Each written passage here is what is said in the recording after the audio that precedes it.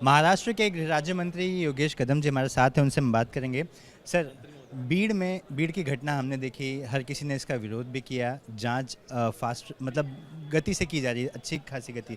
उसके बाद अब जालना में भी ऐसा एक मामला आया जिसमें एक शख्स को बहुत ही बुरी तरह से पीटा जा रहा है, गर्म लोहे से मारा जा रहा है। मैंने आज सुबह ही बताया है, महाराष्ट्र ये संतों की भूमि है और महाराष्ट्र के संतों की भूमि में ऐसे गुंडों को बिल्कुल छुड़ा नहीं जाएगा, उनके ऊपर कठोर कार्रवाई की जाएगी। ये छत्रपति शिवाजी महाराज जी का महाराष्ट्र है और इस महाराष्ट्र में आज महायुति के मार्फत जो हमारी सरकार चल रही है, zero tolerance policy against the crime we have.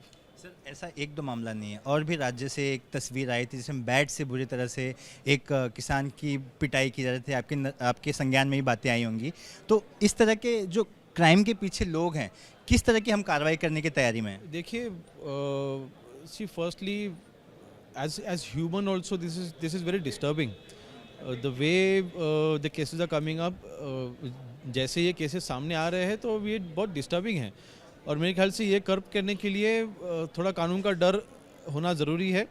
और सरकार की तरफ से मैं बिल्कुल ये श्योरिटी दूंगा कि हमारी पुलिस ऐसे क्राइम जो करने वाले जो ग्रुप्स हैं उनको बिल्कुल उनके ऊपर कठोर कार्रवाई करेगी और ये कोई भी पॉलिटिकल पार्टी से हो, इनको बिल्कुल छोड़ा नहीं जाएगा। ये सवाल मैं पूछने वाला था क्योंकि कुछ समय पहले रोहित पवार ने कहा कि ये गुंडे लोग वो हैं जो सरकार जिनकी मदद सरकार बनाएगी। किसी भी पार्टी से हो, अगर हमारी पार्टी में अगर कोई वर्कर भी ऐसा कोई क्राइम करता है तो उसको भी नहीं छोड़ा जाएगा। सर, आखिरी सवाल, अबू आज़मी पर जो मामला हमने दर्ज किया है कई पुलिस थानों में, किस तरह से हम उस मामले पर आगे बढ़ रहे हैं? क्योंकि जिस तरह का रिमार्क उन्होंने दिया, जिस तरह की बातें उन्होंने सामने की, इसको लेकर कई जगह आक्रोश देखने मिला।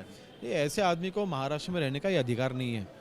अभी कायदा सुव्यवस्था का अगर कोई प्रश्न तैयार होता है, निर्माण होता है तो बिल्कुल उसके ऊपर हमारी रिएक्शन आएगी और जो हमें वहाँ पे जो भी हमें प्रोटेक्शन करना ज़रूरी है वो किया जाएगा। लेकिन अबू आज़मी जी जैसे व्यक्ति हमेशा ही वोट पॉलिटिक्स के लिए हमेशा उन्होंने ये ऐसे स्टेटमेंट और असेंबली के वक्त भी ऐसे ये स्टेटमेंट्स करते हैं।